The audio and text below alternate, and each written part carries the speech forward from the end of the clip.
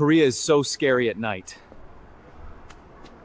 Had a little process that started on moving day. We'd usually arrive at the new place with the movers somewhere around lunchtime. So we would want to order lunch for us and them.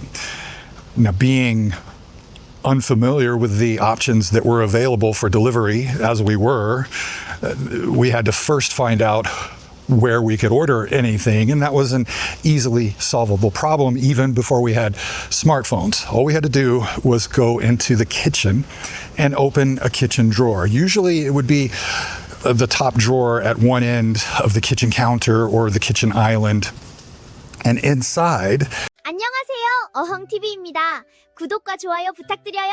처음 이 골목에 들어선 순간 그는 조금 긴장했습니다. 불빛은 어둡고 좁은 골목 사이로 사람도 거의 보이지 않았기 때문인데요. 하지만 놀랍게도 이 남성은 무려 35년 동안 서울에서 살아온 외국인입니다. 그가 처음 한국에 왔던 30여 년 전과 비교하면 지금의 서울은 완전히 다른 도시가 됐다고 말하는데요. 배달부터 지하철, 편의점과 공원까지 모든 것이 훨씬 편리해졌지만 그 사이 오히려 사라져버린 것도 하나 있었다고 합니다. 과연 35년을 서울에서 살아온 외국인의 눈에는 지금의 서울이 어떻게 보였을까요? We would find a pile of refrigerator magnets and stickers with the backing still on them, unpeeled stickers. Some of them would be little small marketing designs with a restaurant name and phone number. Others would be menu cards with full options and, of course, the restaurant name and the phone number. So there we go, problem solved. Pick one of the cards, call the restaurant and order. Now, back in the day, 30 years ago, delivery staples were fried chicken. You'd usually have 2 or 3 places or more in the local area that would deliver to you. Chinese food, 2, 3, 4 options available pretty much everywhere you went. Usually one jokbal place, pig's feet, and often at least one Korean restaurant with stews and rice dishes and that kind of thing. I mean, fried chicken and Chinese restaurants, you could always count on them delivering, but the Korean restaurants, it was a little less common. But this was a process we went through even up until 2018. I remember that. That was the last time we did that, because when we moved to our current apartment last year after living in the old place for 30년 전만 해도 이사를 오면 가장 먼저 해야 할 일은 동네를 직접 돌아다니는 것이었습니다. 식료품점부터 세탁소, 철물점, 미용실까지 필요한 가게들을 하나씩 찾아다녀야 했는데요. 재미있는 건 지금도 이런 가게들은 여전히 동네 곳곳에 남아있다는 겁니다. 반면 비디오 대여점이나 난방기 대여점처럼 한때 익숙했던 가게들은 어느새 자취를 감췄습니다. 그리고 그 자리를 채운 건 무인 편의점과 코인 세탁소처럼 예전에는 상상하기 힘들었던 새로운 형태의 가게들이었습니다.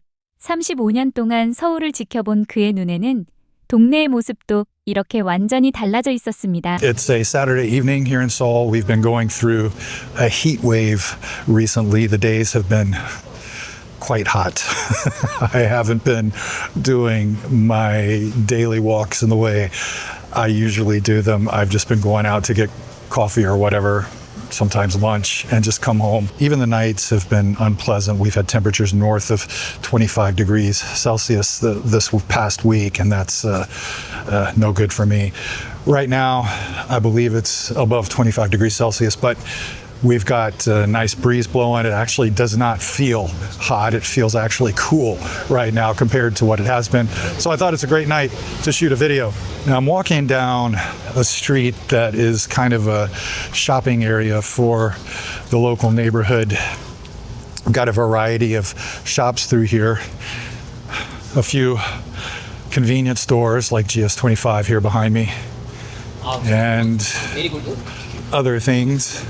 Going back to the process that I mentioned at the beginning of the video, the next stage after moving day was familiarizing myself with a street like this. Every local area has a shopping street like this that serves the local neighborhood. It's not the kind of place people come to from around the city, you know, not one of the places like that. It's just there for the locals. Now, there are certain kinds of businesses that you can find around any local neighborhood, and my goal in exploring was always about finding exactly where they were and how many options I had available.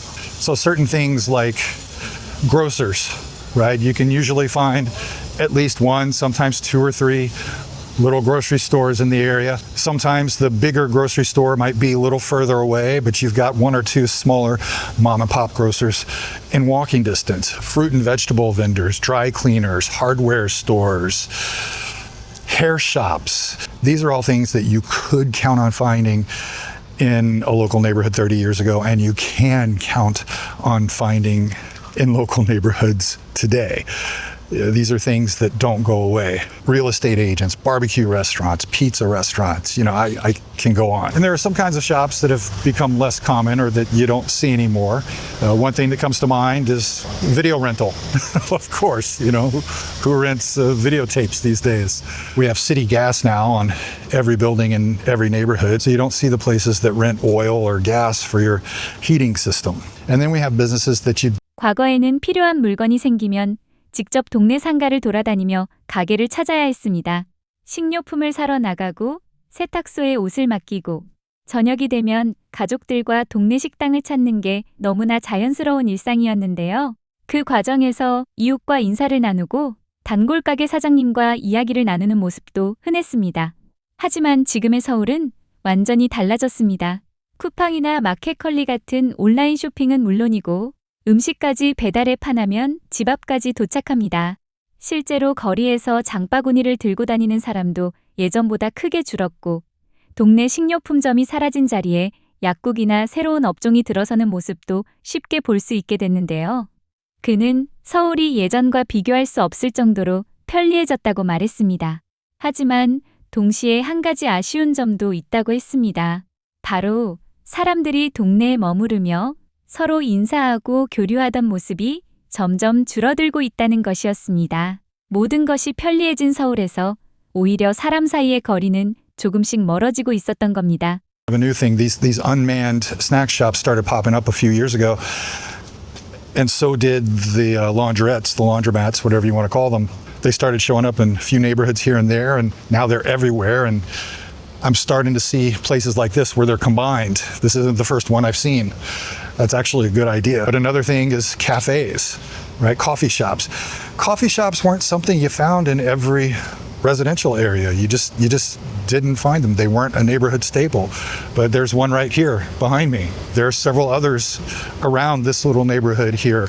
Some franchises like Mega Coffee and Hadia, and then little small independent shops like this one here. But when my wife and I moved to our current apartment, I didn't even bother to go out and explore the local shopping street until much later because it just wasn't necessary.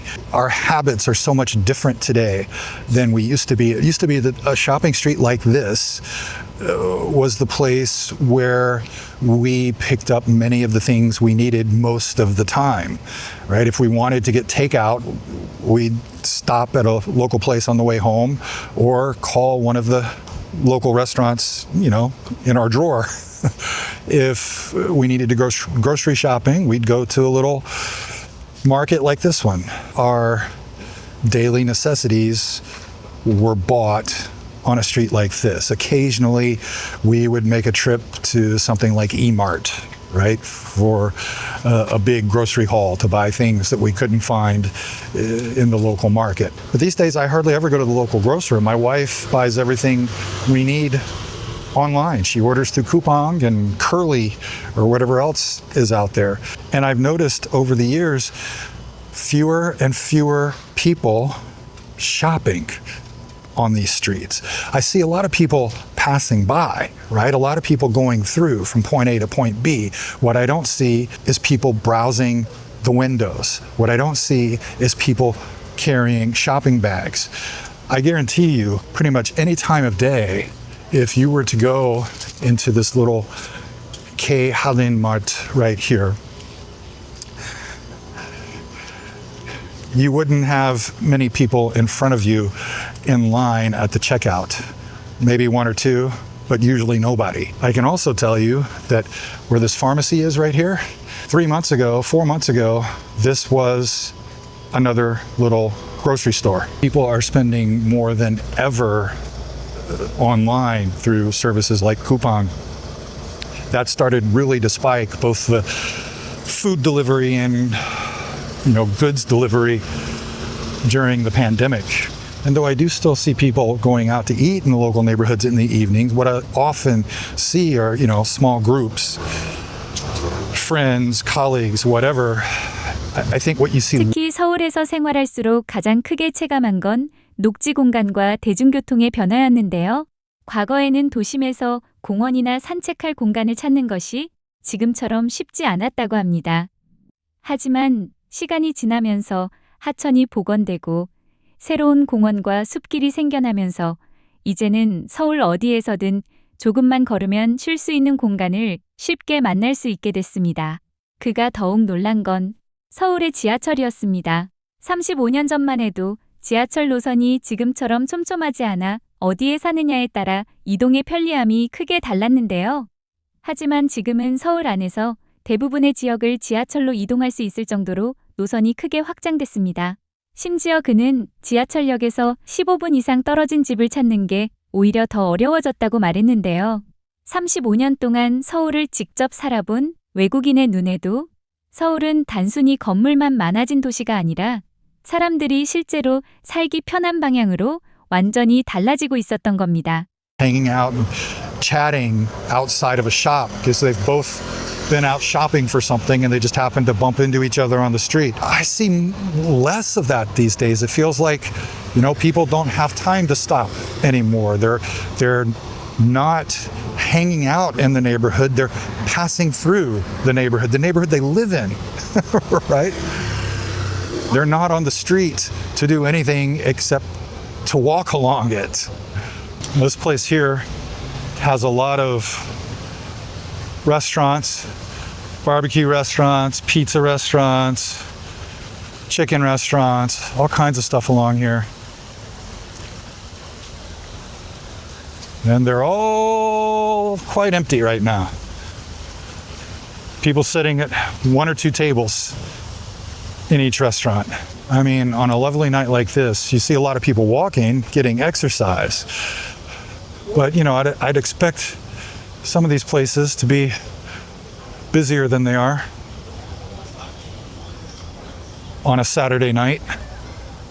So yeah, I've seen data on how the shopping habits are changing and have changed, but I haven't yet read any studies of how those changes are impacting life in those local neighborhoods. All I have is anecdotal evidence. I get this sense in every neighborhood I go to that people are just 그리고 서울의 변화는 거창한 시설에서만 나타난 게 아니었습니다. 그가 오히려 더 신기하게 느낀 건 일상에서 자주 이용하는 가게들의 변화였는데요.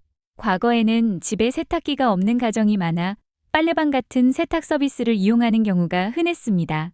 그러다 가정용 세탁기가 보급되면서 한동안 자취를 감췄지만 최근에는 오히려 무인 코인 세탁소라는 새로운 형태로 다시 등장했습니다. 사람들이 만나는 장소도 달라졌습니다. 예전에는 친구를 만나면 집이나 식당, 술집을 찾는 경우가 많았다면 지금은 동네 카페가 자연스럽게 만남의 장소가 됐는데요. 여기에 반려동물을 키우는 사람이 늘면서 동물병원과 반려동물 용품점도 동네 곳곳에서 쉽게 볼 수 있게 됐습니다. 그가 특히 놀란 건 편의점이었습니다. CU, GS25, 세븐일레븐 같은 편의점이 과거 동네 슈퍼의 자리를 대신하면서 이제는 늦은 밤에도 필요한 물건을 바로 살 수 있게 된 겁니다. 빵집 역시 대형 체인점뿐 아니라 작은 개인 빵집들이 크게 늘어났는데요.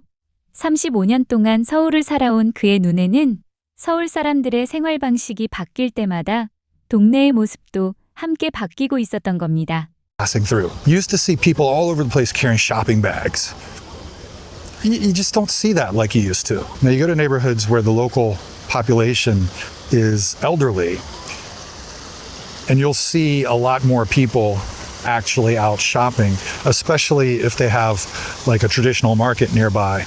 Those places can get pretty busy, and the customers do skew older. But I'll bet even there you'll find data showing that overall spending is down compared to the past.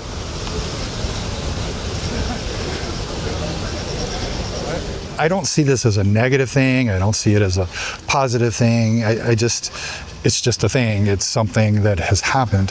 That's how life has changed here in these neighborhoods. But one thing I do think is overwhelmingly positive that has changed since I've been here is this kind of thing right here.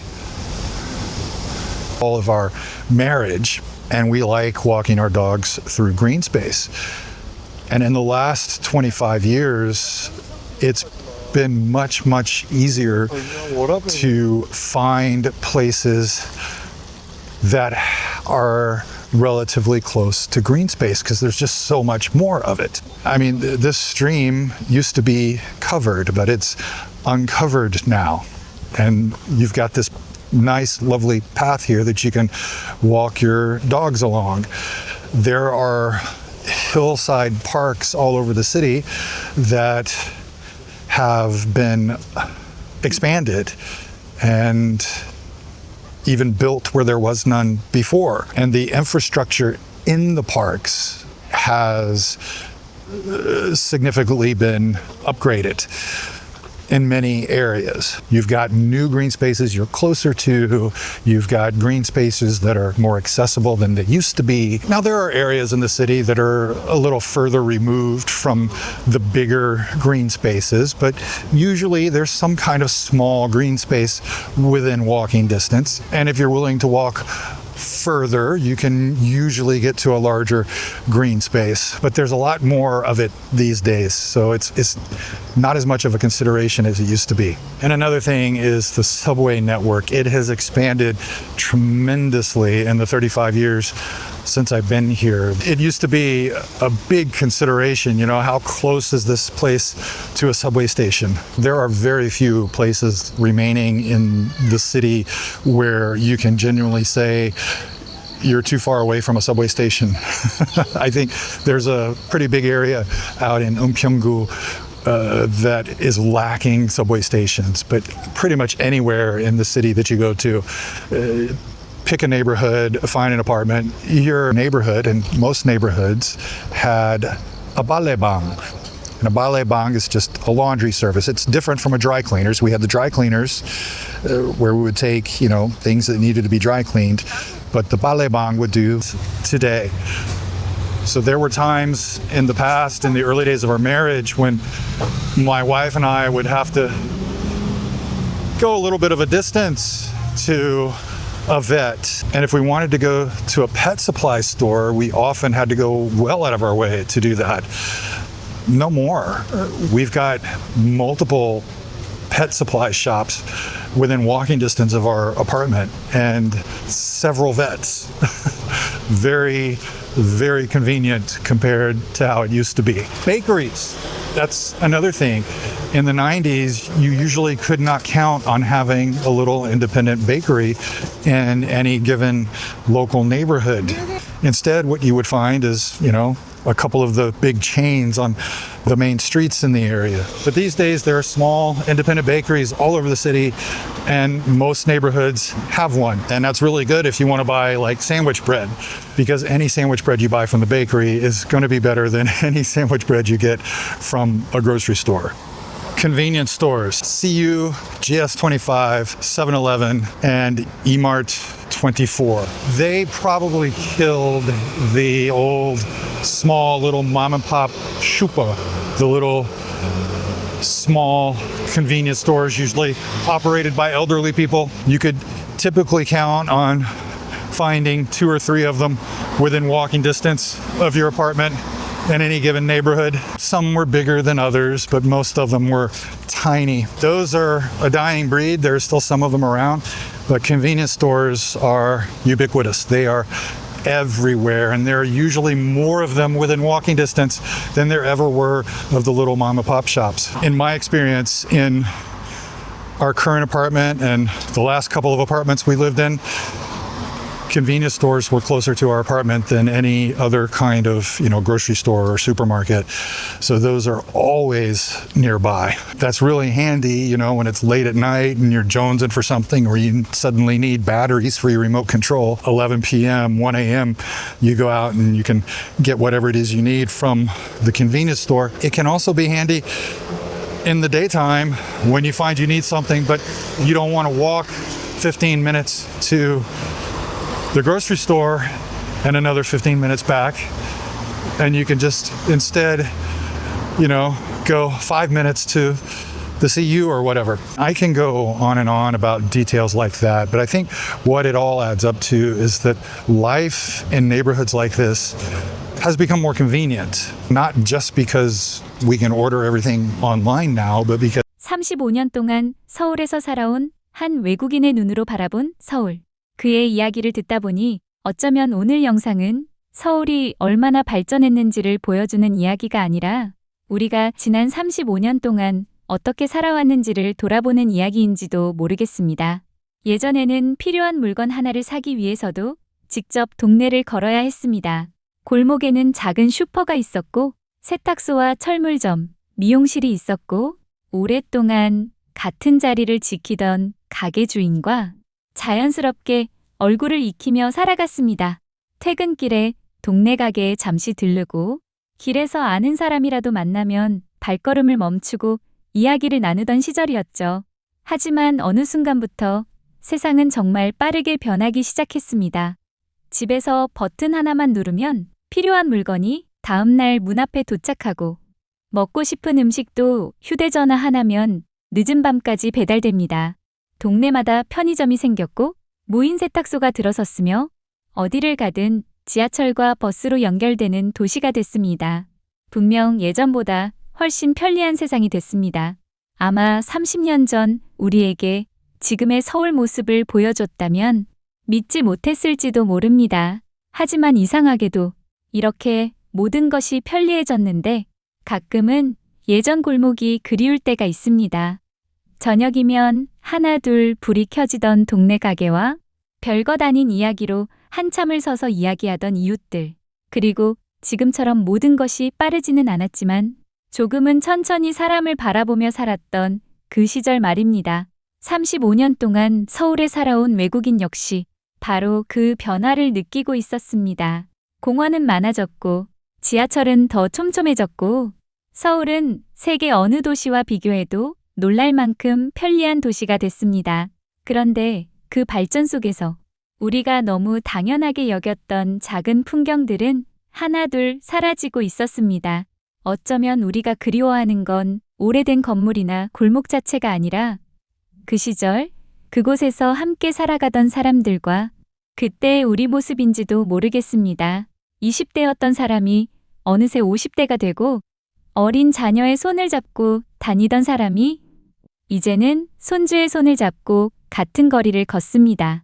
도시는 계속 변하지만 그 도시 안에서 살아온 우리의 시간까지 사라지는 것은 아닐 겁니다. 35년 전의 서울도 우리가 만든 서울이었고 지금의 서울 역시 그 시간을 묵묵히 살아온 사람들이 만들어낸 모습이니까요. 그래서 오늘 그의 이야기가 조금 특별하게 들렸는지도 모르겠습니다.